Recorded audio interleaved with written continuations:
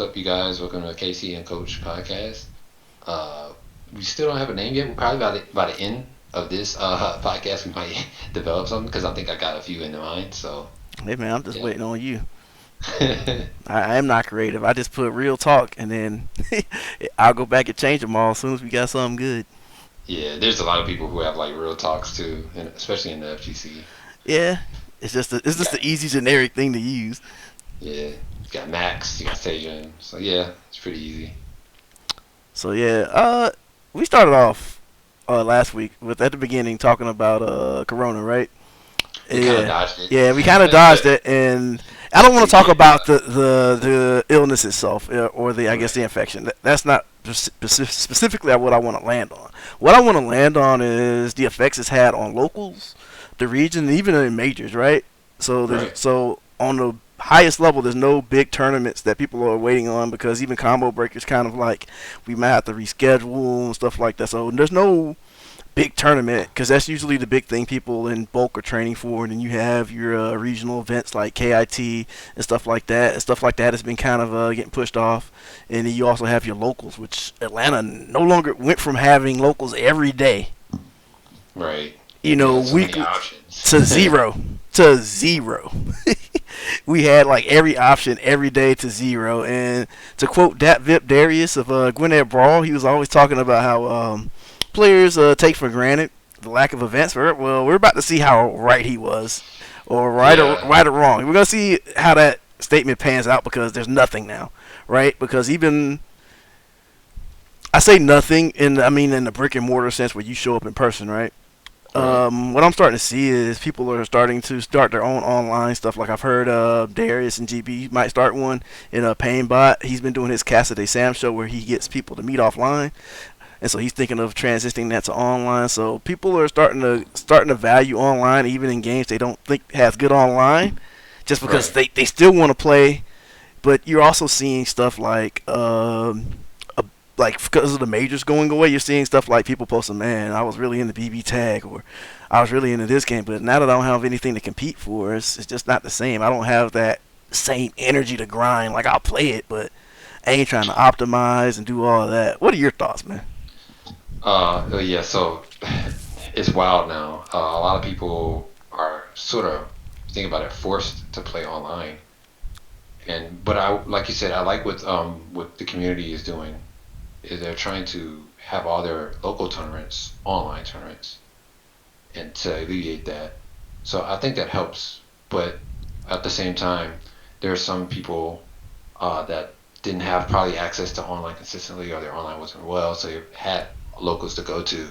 Now they're like probably forced to play online, and some of those people, like you said, who are getting into learning, who are learning, who like to learn best in person, they it's kind of like bad luck for them. So now I don't even think they're like those type of people. It's very small, but like I feel like in terms of FGC, it matters. The people that don't really want to play online, it kind of loses their drive to play. I can definitely see that because there's definitely people I know. I'm kind of one of them because that was one of the reasons why I kind of stepped back from competing because I looked at what I was doing and I was like, Right, I trained, I went to locals, but I don't really want to sit down and grind online because there's a point where you kind of got to do it a little bit so you can stay familiar with matchups and tactics. And I was right, like, if I'm not willing to do that, I'm not willing to be the best. So I gradually stepped back from being competitive. So I understand that concept. But on the other hand, I'm actually starting to think like Darius is pretty much right that we're kind of spoiled brats because we are seeing a lot of people seeing it's always been like this, right? They might have right. a get local every once in a while, if any, but they got to play online with people who are in their state or around them. They never had anything to go to, so that's the other way of looking at it. We went from having everything to being in the same boat as many other people, but at the same time, like your game, like you said, where we're used to it, so it's gonna be a bit of a transition. But the thing that's always come up since the early Street Fighter 4 days, and I'll let you chime in on this after this statement, but Yeah, go ahead. remember Wolf Crone, like when he had the big major run, he was like the first guy, one of the first few people who were like beating the Japanese in tournament in Street Fighter 4, Right, and he had that big hot streak going on. But like from what I always known of him and what people said, he was like the guy who honed himself from online play Yep. and brought it offline. Where Street Fighter 4 didn't have the best online, is what people would tell you, but and people would say, you know, you got to go to your locals and you got to do this, but and maybe he did, but for the most part, people knew him as the guy who just grinded online forever and ever, and then finally started beating people. But what are your thoughts? Like, you think people are gonna have to really change up how they get better and stuff like that? I think what this does, this sort of forces people to understand that there are two parts to this. It's offline and online. And online plays such a huge role, and it's bigger than people think. Um, Besides just like, the whole net code and everything, we'll get into that later. But like interacting with different play styles online, um, that's another huge thing. You won't get a chance to play certain players, how you do offline, and repeatedly how you do offline. That's another big thing. You can play somebody over and over and over again to it almost becomes diminishing returns. You don't really gain too much out of it sometimes offline. Whereas in online, you'll play somebody and it might be a great connection. And if you lose, you'll be salty, but that'll teach you something. It's like, whoa, like I lost to this, and like he was playing this, he did this, I didn't know that worked. So it brings a whole new level back to it. Also, I want to mention that this is kind of like something that most game developers and the direction we're going as a community in general. Before like this whole outbreak happened, you saw people, like you said, Wolfcrone came from online, and that was kind of like the really really grassroots start and beginning of it, of strong players coming from online, and that's what the developers want. They want you to get a chance to like experience the online and as much as you can. Lost Soul is a good example, right? We know he came from playing online, and now we know him as one of the big mouth talkers in like in the FTC, and he has a right to because he's like really good Yeah, yeah. at the games he plays.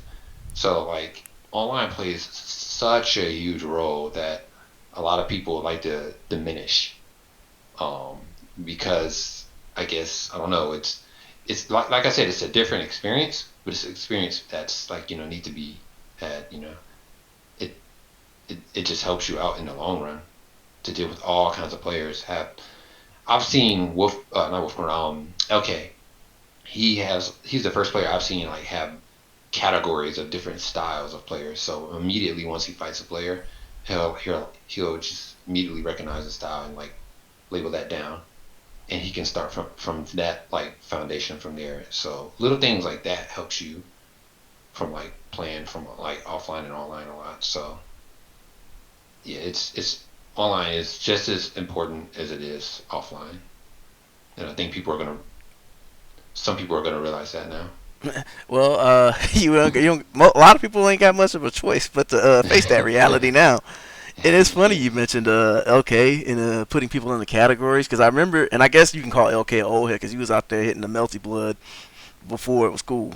But I see like a lot of the old heads would have that concept back in the day when I was reading up on getting tournament ready. They would have right. like I got to categorize or put personalities on these types of players, and you start to realize how important online play to that aspect is. Because if you play offline, especially if everyone you play is solid, Right. you're gonna get this impression like this is how the character's supposed to be played, and maybe it is, but you gotta you gotta actually care about how people will play the character regardless of how they're quote unquote supposed to be played. Because if you don't have the counters to somebody acting like a nut or never using their best tool but using this tool and stuff like that, and then you play off of Exactly. expectations, you'll get demolished. Like I actually tell you a story about me because laziest name ever, or lazy, whatever he wants to go by these days. Yeah, he plays Guilty Gear, and he's the guy I primarily practice the Faust versus Axel matchup against, right? And Right. he's a fairly solid guy, strong intermediate, around where I am.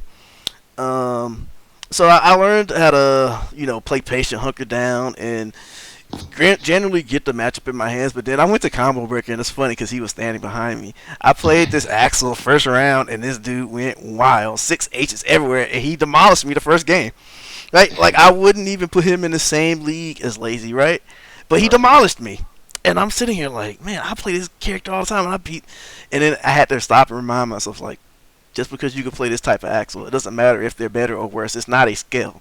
It's a difference. It's a different Right. flavor, and you got to be used to each flavor, no matter how much better or worse you want to say somebody is. So I sat down, was like, yeah, I can't sit down and hunker down against this nutcase. I got to run up in his face and put in my dominant buttons, and I did, and I just swept the floor of them, right? And so I had to like get off of my game plan for the quote unquote solid axles and Right. hit my scrub slayer tech. The I call them the dummy checks or the or the low effort strategies that you gotta have versus players who don't put in the work and time but are willing to Right. just do all kind of crazy stuff, especially if the game allows it to a degree. I don't want to get into a game versus game, but some games, they give you a little leeway to what you're allowed to do offensively and stuff. And so you got to have your low effort tactics to like just wipe through those guys, but then be ready to switch it up when somebody knows better. So Yep. like to me, that's what like the biggest thing I learned from tournaments is learning how to scrub slay, low effort tactics, whatever you want to call it. But you gotta have a way. You gotta be good at checkers as well as chess. That's what Yep. Doki Savage always Exactly. says. No, I agree with that Yeah, 100%. you try to play Because checkers versus a chess player. That's it. you run into, because that's a big thing. You run into familiar characters, like you said, that you play against all the time, and then you run into them in tournament, and they're totally different, or online, the opposite, and they're totally different. And the biggest problem that I personally see a lot, that a lot of people, I would say a lot of the narrative in the FGC is that there are players that think just, they don't see certain characters that are strong because how they're not shown a lot. So that's another thing that online brings is you just run into obscure characters. You're like, this character's weak, and then next thing you know, you get destroyed by them. So you're like, wait, I just probably don't understand how to fight this character. You realize the person understands how to play the character to a decent level. Then your next step is like, whoa, this character's actually good. Yeah, And yeah, you have that one guy that goes online and starts tweeting, this character is strong, nobody doesn't know. And I, and that's another big thing too, right? And that kind of goes in again with like Lasso. Like a lot of people in America knew, because a lot of people ran into Lasso online. We knew exactly how strong Elfelt was, but Japan was kind of like turning their heads and were like, no, we don't think she's that strong. yeah. And it's that, like I said, it's that experience and that knowledge of the character and just playing a lot that gives them that knowledge to a point for where like now you understand that where the threat of the character is. I always say and now is a pretty interesting time because now with the outbreak, we don't have tournaments to go to like always harken back on those top tiers and people pick off that and make their teams from that or Mm-hmm. pick their characters from that. Now it's you just gotta find out on your own. It's almost kind of like a little bit of the old school, Yeah, yeah, but yeah. new. It's the opposite. Instead of like having tournaments to get exposed, now it's you're not having tournaments. You have online matching and videos to get exposed, Yeah, which trying to is get on that new Yoga Flame clip. it's really weird, man. And I think it's honestly it's kind of it's always helped my like I've always wanted to like have go on Twitter and tell people, look, this character's strong. But now it. I don't have to say anything now. It's like you said, people are going to be force fed online because they have no choice. Yeah, you gotta see it, and it's like the funny thing you brought it up. Like when you see tournament results, you usually see the same group of characters. Usually because you see the same group of players, right? Right. And some characters will stand out, and it's easy to see what's strong. Like it's easy to see what Blaze Blue Tag team is strong. It's easy to see what DBFZ Tag team is strong. It's easy to see what characters in Street Fighter have emerged, right? But when you're just kind of left with no big tournaments where the best players gather, then you Yep. gotta like start critically thinking about the game itself. You can't just say, "Hey, well that character's strong and they do that, so I know the game." Like you gotta sit down and really think because I actually point out another example because I like pointing out examples. No, good. So Samurai Showdown recently had a character DLC with the name of Mina, and she's kind of a projectile mobile character, right? But since she's come out and the outbreak has occurred, there's been no real big high skill level tournaments with Sam Show, right? It's all been Right. online, tournaments or online gatherings, but so nobody can really point and say, Minas does this or Mina can't do this because there's no obviously big tournament where people can go, well, I don't see Mina, or oh, now she's dominating in top eight, because you have to literally look at the character, understand their tools, understand the other characters' tools, and form your own, basis of what to believe now, and that's I think that's gonna throw a lot of people for a loop. Oh yes, it is. Man, when tournament season starts back up, I think it's gonna be much more interesting because now you're instead of having those top five or top seven, eight characters you're seeing all the time, it's gonna take a long time, a much longer time for a lot of games to get to that point.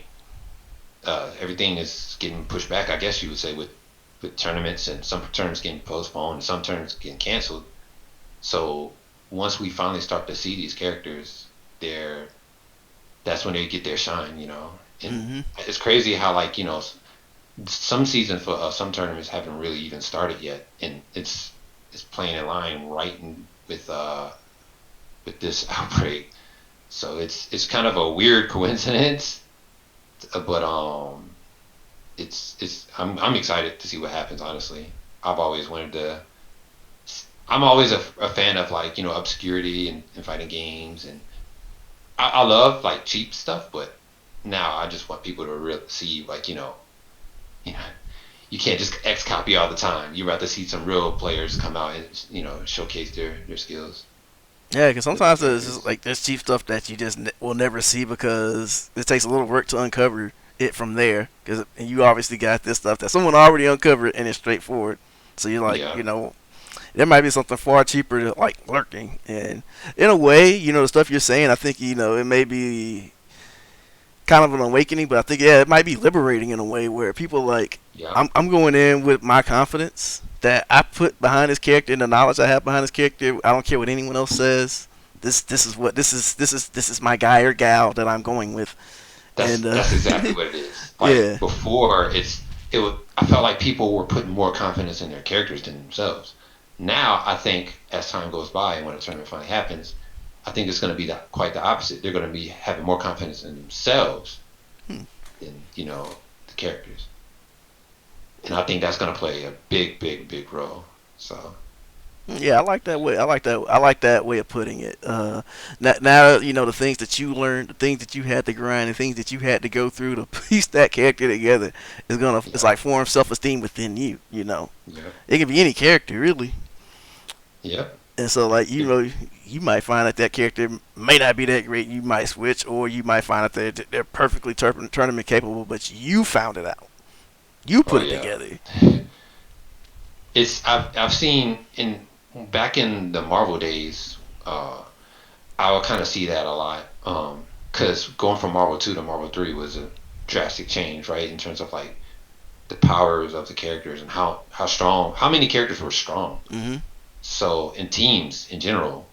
So what that did for a lot of people was they rolled with something that they were used to, and to the point where you saw them in tournament, and they probably like lost. They probably went 0-2, but you had that one guy that told them you're like actually strong or OD with this team, and it's scary, and that probably led them to like be like, okay, maybe I just need to like maybe it's not just the character, maybe it's just like I just need to get stick to them. Yeah, polish, refine, and do all the good stuff. Yep. So like yeah, yeah, Marvel 3 is probably one of the better examples because like you have like all different types of play styles represented, and like when people thought something was dominant, then this man Chris G shows up with more Doom. And people are like, what? How do I deal with this? It's like, Yep. because he pieced that together himself, or maybe he had some help. I don't know, but for the most part, he came out of that independently, outside of the community thought. It presented Yep. it, and then people had to come up with an answer for it, which they eventually did. So that kind of organic thing is really cool. So maybe, like you said, we'll see more of that in other games once the like big tournament starts kicking off again. So I'm definitely wanting to see that. Yeah. And also with the whole online craze, we recently got a huge huge news last night for Yeah, yeah, yeah. netcode rollback. So Guilty Gear Strive now is apparently going to have rollback, um, and they're going to have a beta not with rollback, with Delay base. delay based, but it was announced that they were going to have rollback for the actual official release date of the game. Yeah, the community has been pushing hard, and like kind of what I alluded to in one of the other podcasts, and we talked about a bit. It was like the Western game, the Western players are going to be like the important market going forward because they're going to be the ones who buy the consoles and the games, and so like if they're screaming that we can't play them online, you know, the smart people, smarter and more, I guess proactive people are going to be like, maybe we should fix this. You And know, I'm sorry to cut you go off, ahead. but like that, it was kind of weird because there was a point where I kind of believed into it. I believed it that it can have it. And then right when they started doing the surveys and more interviews, I was like, they've probably already deep into making this game. And then what really killed it for me at first was they announced an arcade release, and I was like, oh That no, was a nail in the coffin. yeah, I was like, oh no, well there goes the any chances that we were having. And then but what kind of gave me a little bit of hope was all the surveys that they did first hmm in America, Yeah, yeah, yeah. and multiple surveys in multiple regions of America. So that gave me that still had that small like 5-10% there. And now that they announced it's even it's kind of weird now because or it's not weird. It makes I'm actually happy because now it shows that they're listening to the Western audience. hmm So it's I wonder what happens from here. Like if this is the start of a trend, I'm pretty sure that because what you typically see, at least from my point of view, where like one of the Japanese developers, when somebody comes out with something, everyone intends to try to follow suit. Capcom came with a tour, everyone else tried to follow suit, and stuff like that, and stuff in game, people try to follow suit. So I think if this like hits it off, and this does bigger numbers than usual, they're gonna see that and they'll be like, that sells, that gets the audience that we're seeking excited, so we're going in there. Because Yeah. keep this in mind, right? While we're talking about this, if the demo is delay based, that means they probably were not intending to put rollback in that game, Yep. and they Yep. changed it later. So that to me, that right there is pretty big in itself. Whew. That's a good point. I never really thought of that. But yeah, they probably did that the like last. So now the next question is, now that we got past the hardest part, hmm is it going to be implemented correctly? Yeah. Some people are having faith in it because there's a certain guy that works here that has worked on other games before and has done well with working on those games with netcode. Yeah, they So had very successful. This person has worked on projects with very successful rollback implementations, and so a lot of people have faith based on that. yeah, so I I'm still going to stay optimistic. I'm not going to be negative about it, hmm especially now since we got the news that they're actually listening to us.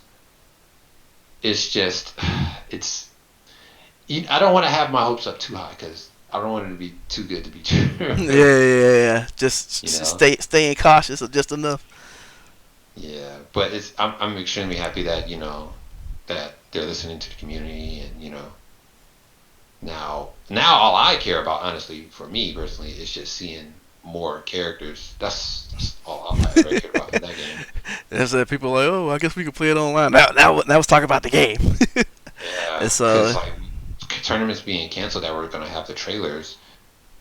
I guess it doesn't matter too much in terms of that because now they're gonna show the trailers anyway. yeah, yeah, yeah. Just not gonna But have the audience hype and all that stuff. yeah, so it's gonna be the Twitter hype, I guess, social media hype. Yeah, yeah, yeah. So But I just need Darius, man. Give me if the guy name is Darius, I just need him. I need to see him. I guess we'll see. Cause like I hope this trend continues where people people get listened to, and because we've been talking about like these online tournaments and how to get better. So it's gonna Right. be they're gonna be okay. I mean, let me restart my track of thought. There's gonna be like a foundation put down now that everyone's kind of jumping on these online tournaments. That even when everything comes back, these tournaments are probably gonna be so well fitted in place that they're probably gonna grow into something big later down the road. So if Yeah. developers start catering to that, I think there's gonna come like a point where they meet and like really explode. So I'm definitely interested to see where that goes. Yeah, I think they're doing that for they're doing an online tournament for the Olympics. Yeah, that's the Intel Open, so that's the big Street Fighter thing. And in fact, they're coming out with a new patch this weekend as well to try to modify their rollback code some more. And like you just see a lot of grassroots effort, as well. Like the Yeah. you have a lot of Grand Blue tournaments. I've seen several Samurai Showdown tournaments. I don't know, like you're glued into the DBFZ if somebody's been doing online tournaments for that. But yeah, I'm seeing more and more of that. Yeah, I know some local people in New York. They've been doing online tournaments for TBFZ. So the normal people that go to like the NLBCs and the House of Chaos streams for Bum, Yeah, they've started their own thing too. So they got to keep themselves fresh. you gotta. Um, and then maybe fresh isn't the word. Maybe they got to keep themselves deep into like into playing because once especially in competitive fighting games, it's once you stop playing the game, it's like really hard to get back into. Like we said earlier, it kills that motivation too if you don't like keep playing. I've definitely seen a lot of people I know who've put a lot of time and energy in the games. Like, man, I don't really. I'm gonna go play. I'm gonna go play some more Persona or whatever other game they're playing, and because Hmm. they just don't got the energy for it. And I was like, I saw you grinding really hard, because when Combo Breaker was on the table, when Michigan Masters was on the table, and it's kind of depressing to see. So, what do you think you got to do to get that drive back, or to keep it from going away after your big event that you were looking forward to was canceled? Well, it's I wouldn't say for now since it's still early. I wouldn't use online tournament as a measure to like help keep your drive because that's still new and you can run into a lot of problems still with that. Hmm. What I would do is watch a lot of players who get the chance to play offline every now and then, upload it to like YouTube. That's one thing, and just I guess honing your craft. Once you get done like doing your whole training regimen, like in training mode, you go play some players any way how you can. If you can get to us like a small group of people offline, that would be cool too. Or if you could set up a small lobby. This is when like lobbies I feel are more crucial now because you don't have to worry about the random I guess lag spikes of running into random players sometimes. Yeah. So like going playing people you like know, and it doesn't have to be necessarily be like your local, just in like other states. You just open up a lobby and like go from there. That I feel is going to be like crucial to wanting to get better and staying hunger Yeah, and yeah. keeping that. I see that. I guess from my point of view, I agree a lot with what you said. You want to keep track of who's doing offline stuff. If you can do any kind of house gathering, whether it's yours or somebody else's, that's always good. Especially Yeah. in the Atlanta area, that's probably going to happen more and more often because there's groups of clusters of people who live in places. But I guess what I would add on to that is start optimizing that stuff that you've been kind of avoiding, that character specific thing, that setup that's really good, but it takes a little bit more effort and muscle memory. Like now that you got all the extra time, you can really pursue that. And Yeah. another thing is like if there's characters you really don't understand or really bad at, get in there and dissect them. Like truly understand what they can do, what's punishable. Because like even some of the best players will be like, "Oh, you can punish that." So like you could put yourself ahead of a curve in that sense too. So it's one of those. Can you make all those little boring things that you put off or just don't do at all more interesting and fun for you to do while you're just waiting for that big to the tournament scene to come back? Yeah, it's gonna. That it's funny that you mentioned that because for top players, you can throw them off sometimes because of unfamiliarity. They'll run into like a player playing a certain character that they're not used to playing. So that's like one of the best ways to like throw a strong player off, right? But now that they have this time, you see people like, for instance, Goichi, and people playing Grand Blue and just figuring out things in their game and different characters, and they're just messing around with different characters. And by them just messing around now and having the time, and they're not going to tournaments constantly, they can actually like you said, lab stuff and figure out what the punishes are and what's optimal and everything. And that to me is even scarier. Yeah. Because now that brings out, like, now you won't see, you might still see a lot of the same, like, characters once Mm. tournament scenes start happening. Yeah.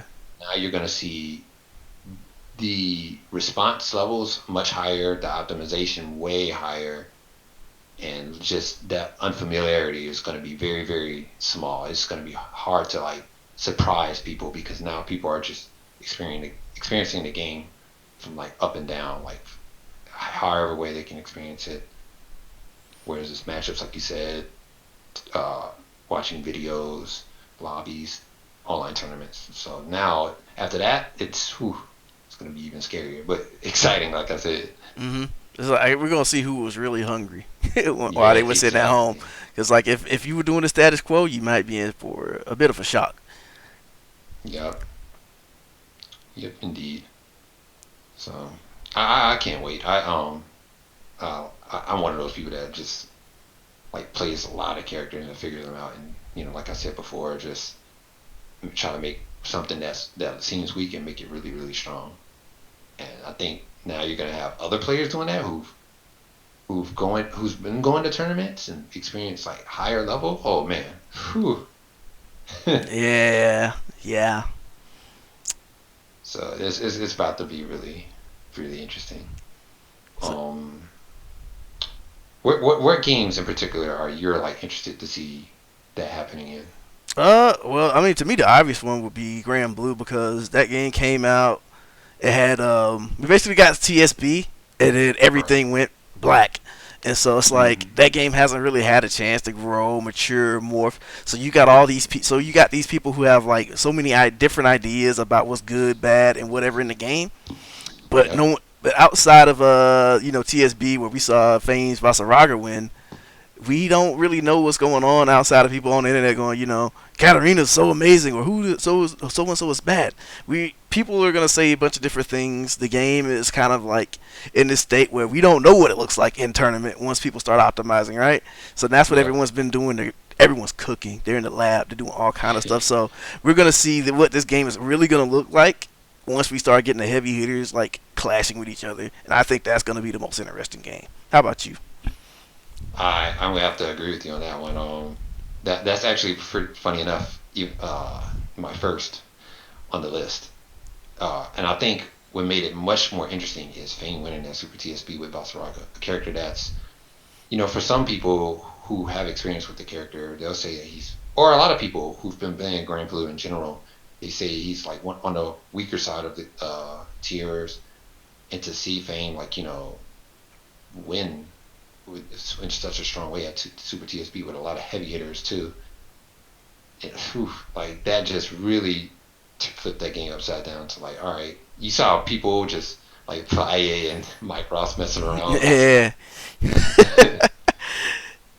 That's definitely interesting because you got people going, Vasaraga still weak. Frame just put in work, and you got other people going, yeah, maybe we were wrong about Vasaraga, man. So again, there's Hmm. that whole there's nobody really knows. They're just saying stuff. They might know, they might not know. So Yeah, we're not at that point where people will be like, yeah, that like when you look at Guilty Gear Xrd, you're not really gonna have a hard debate if somebody goes, Johnny's pretty damn strong and stronger than everybody, right? No one's really gonna argue that down except like somebody for Venom, but even then, it's still a light argument. oh It's yes. not like Vasaraga. Is he really good, really bad? Is Fame carrying him? Is he? You don't know. It's like, Mm. and a lot of people have not put in the homework and to find out, and so they're just relying on other people's opinions. Like you said, we just been always in that state where no one's really done doing the critical thinking, and now you got people's brains just spinning because they don't know what to make of this, and everyone's forming like all kinds of opinions based on what this person said, what that person said. So I'm definitely interested to see where it all lands once the tournament start back up. Yep. And as second on my list, I have to put, of course, my love DBFZ Okay. with the huge, recent season 3 patch. Everything is just up in the air. The only time I see, I guess people are agreeing with in terms of strong characters is whenever Goichi plays something or And they're like, "Oh, Goichi's playing that team. Well, obviously, this is the top three characters in the game." Yeah. And he's been playing like different characters, so that just leaves things even more tossed up in the air. So I think this game, that game is going to be something, man. It's going to be so much surprises everywhere. It's now this game reminds me of Marvel 3 with so many unknowns, but they're very Mm. like there's some powerful unknowns out there. You just don't know where it's gonna hit you at. Is it gonna hit you from the front? Is it gonna hit you from the back? Where is it gonna happen? Like, yeah, nobody knows where to put the characters. Like, even if you don't evaluate a character as high as other ones, when you sticking with, X, then their synergy just shoots through the roof, right? Yeah. And so, like, it's kind of similar to Grand Blue in the sense that, we had this big patch come out, everything got shook up, a bunch of new moves got added, the whole, little system changes, so, and then there was no big tournaments after. Yep. So everyone's just sitting down like, what do I put together? It's like I got all these Lego pieces. I don't. Where are the instructions at? Where's Goichi?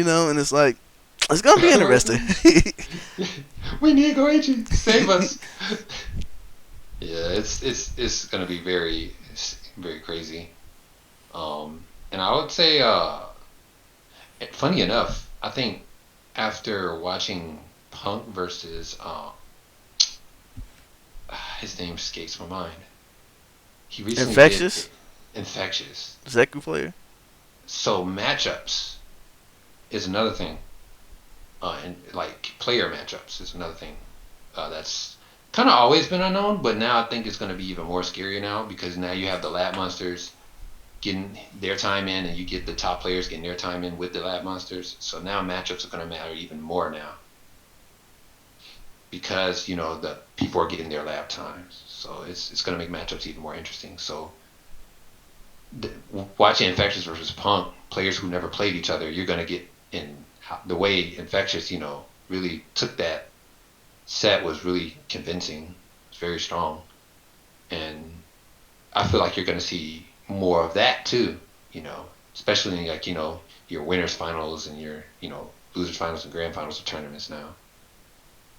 So that's that's my actual little small theory right there.